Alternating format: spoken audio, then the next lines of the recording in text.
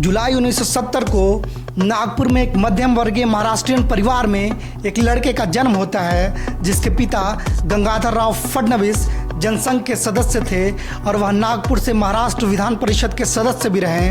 उनका वह बेटा जब 1992 में 22 सालों का होता है तो वह नागपुर के रामनगर वार्ड से चुनावी पर्चा भरता है और जब चुनावी परिणाम आते हैं तो उस लड़के को सबसे युवा पार्षद होने का खिताब हासिल होता है और सत्ता की सीढ़ी चढ़ते चढ़ते 2014 में वह राज्य की सर्वोच्च कुर्सी मुख्यमंत्री की कुर्सी पर काबिज हो जाता है और 5 सालों बाद जब उसकी उस कुर्सी से रुखसती होती है तो वह उद्धव ठाकरे को चेतावनी देते हुए कहता है, मेरा पानी उतरा देखकर मेरे किनारे पर घर मत बना लेना, मैं समंदर हूँ, लौट कर वापस जरूर आऊँगा।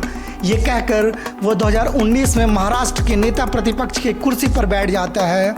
उस लड़के का नाम है देवेंद्र गंगाधर राव फडणवीस, जो महाराष्ट्र में तीसरी बार मुख्यमंत्री की शपथ लेने जा रहे हैं। नमस्ते, मेरा नाम है राजन सरकार और आप बैठकी देख रहे हैं। आपातकाल के दौर में जब देश भर में विरोधी नेताओं को जेल में डाला जा रहा था, उनमें से एक देवेंद्र के पिता गंगाधर राव भी थे। गंगाधर राव को एक विरोध रैली के दौरान गिरफ्तार कर लिया गया था और उन्हें लंबे समय तक जेल में रखा गया। उनकी माता Sarita Fadnavis Vidarbha housing credit society की पूर्व निदेशक थीं, जो अमरावती के प्रतिष्ठित क्वालिटी परिवार से ताल्लुक़ रखती थीं। जनसंघ से जुड़े रहे और बाद में बीजेपी के नेता बने दिवंगत गंगाधर फडणवीस के बेटे देवेंद्र युवा अवस्था में ही राजनीति में उतर गए थे, जब वह 1989 में आरएसएस की छात्र शाखा अखिल भारतीय विद्यार्थी परिषद में शामिल हुए थे। गंगाधर को नागपुर के उनके साथी नेता और पूर्व पार्टी प्रमुख नितिन गडकरी अपना राजनीतिक गुरु मानते थे। 22 साल की उम्र में वह नागपुर स्थानीय निकाय से कॉरपोरेटर बन गए और 27 की उम्र में 1997 में नागपुर के सबसे युवा मेयर चुने गए। उनका राजनीतिक जीवन बहुत कम उम्र में 1992 में शुरू हो गया था। वे नागपुर नगर निगम में पार्षद चुने गए और लगातार 2 कार्यकालों तक सेवा करते रहे। उन्हें भारत में दूसरे सबसे युवा मेयर होने का गौरव प्राप्त है। वो नागपुर के सबसे युवा मेयर रहे हैं और मेयर इन काउंसिल के पद पर दोबारा चुने जाने वाले एकमात्र व्यक्ति हैं। इसके अलावा वे 2 बार नागपुर के मेयर भी रहे। उसके बाद वे लगातार 6 कार्यकालों तक महाराष्ट्र विधानसभा के विधायक चुने गए। उन्होंने जननेता के रूप में पहचान बनाई है। 2001 में फडणवीस को भारतीय जनता युवा मोर्चा JBYM का राष्ट्रीय उपाध्यक्ष नियुक्त किया गया था। 2010 में भाजपा की महाराष्ट्र इकाई के महासचिव बने और 2013 में राज्य इकाई के अध्यक्ष चुने गए। 2019 में नागपुर दक्षिणी पश्चिमी विधानसभा सीट से फिर से चुने गए। एनसीपी नेता अजीत पवार के साथ गठबंधन विफल होने के बाद मुख्यमंत्री पद से इस्तीफा दे दिया। जब 80 घंटे में अजीत से गठबंधन टूट गया, इसके बाद एकनाथ शिंदे के साथ बीजेपी ने सरकार बनाई, जिसमें अजीत पवार बाद में जुड़े और इस गठबंधन सरकार में वह डिप्टी सीएम के पद पर भी तैनात रहे। महाराष्ट्र में ऐतिहासिक 2014, 2019 और 2024 के लोकसभा चुनावों के लिए अभियानों का नेतृत्व फडणवीस, जिनके नेतृत्व में महाराष्ट्र विधानसभा, ग्रामीण और शहरी स्थानीय निकाय के कई चुनाव बीजेपी द्वारा लड़े गए और जीते भी गए। फडणवीस के मुख्यमंत्री बनते ही यह इतिहास हो जाएगा कि जब राज्य के 59 वर्षों के इतिहास में पहली गैर कांग्रेसी मुख्यमंत्री बनेंगे, जिन्होंने पूर्ण कार्यकाल के बाद दोबारा सत्ता हासिल की। देवेंद्र फडणवीस को तभी एक मजबूत नेता मान लिया जाता है जब नितिन गडकरी जैसे नेताओं को नज़रअंदाज करने के बाद भी उन्होंने नेतृत्व के लिए उन्हें चुना जाता है।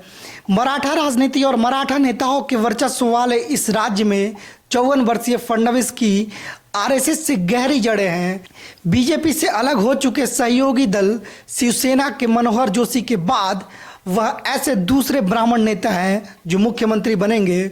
उनकी सत्ता में कद का अंदाज़ा इसी बात से लगाया जा सकता है कि फडणवीस के लिए पार्टी के प्रदेश कमेटी के कई नेता फडणवीस को मुख्यमंत्री बनाने के लिए काफ़ी लॉबिंग करते हैं। एक ऐसा नेता जिसकी प्रशंसा में प्रधानमंत्री नरेंद्र मोदी कहते हैं, देवेंद्र देश के लिए नागपुर का एक तोहफा है।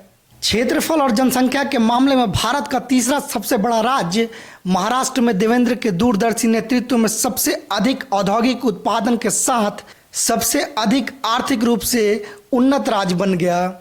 एक अलग विदर्भ राज्य के इस मजबूत पैरोकार ने फिर कभी पलटकर पीछे नहीं देखा और लगातार 6 विधानसभा चुनाव में जीत हासिल की। वह फिलहाल सदन में नागपुर दक्षिणी पश्चिमी सीट का प्रतिनिधित्व कर रहे हैं। महाराष्ट्र के राजनीतिक परिदृश्य में कई नेताओं के उलटफेर फडणवीस बेदाग रहे हैं। कथित सिंचाई घोटाले को लेकर कांग्रेस एनसीपी सरकार को घेरने का श्रेय फडणवीस को ही जाता है। विदर्भ क्षेत्र में किसानों की आत्महत्या के लिए इस घोटाले को कई लोग प्राथमिक रूप से जिम्मेवार ठहराते हैं। विदर्भ का वह मुद्दा उनके दिल को इतना छू गया था कि अलग राज्य की मांग पर चर्चा के दौरान उन्होंने एक बार गुस्से में शिवसेना के एक विधायक को कह दिया था, विदर्भ से निकल जाओ। हालांकि शिवसेना अलग विदर्भ राज्य के गठन के लिए महाराष्ट्र विभाजन का लगातार विरोध करती रही है। फडणवीस ने विधानसभा चुनाव के दौरान विदर्भ समर्थकों ने अपनी आवाज़ धीमी कर दी जब बीजेपी पर शिवसेना ने आरोप लगा दिया कि अगर वह सत्ता में आती है तो राज्य का विभाजन कर देगी। बीजेपी नेता ने कहा कि पार्टी प्रशासनिक सुविधा के लिए छोटे राज्यों के पक्ष में है, लेकिन नए राज्यों का गठन केंद्र के दायरे में है। फडणवीस के पास विधि की डिग्री है और बिजनेस मैनेजमेंट में पोस्ट ग्रेजुएट की डिग्री भी है। उन्होंने अर्थशास्त्र में 2 पुस्तकें भी लिखी हैं। हालांकि एक साफ सुथरी छवि होने और मोदी शाह के मजबूत समर्थन के चलते नागपुर के इस युवा नेता ने विजेता के रूप में उभरने के लिए सारी बाधाओं को पार कर लिया। देवेंद्र अब वापस लौट आए हैं और बीजेपी ने उन्हें तीसरी बार राज्य की कमान सौंप डाली है। एक लंबी सियासी उठापटक के बाद बीजेपी विधायक दल की मीटिंग में उनके नाम पर मुहर लग गई है। नमस्ते, आप बैठकी देख रहे थे। अगर आपने हमारे चैनल को लाइक सब्सक्राइब नहीं किया है तो कृपया फ़ौरन कर दें। धन्यवाद।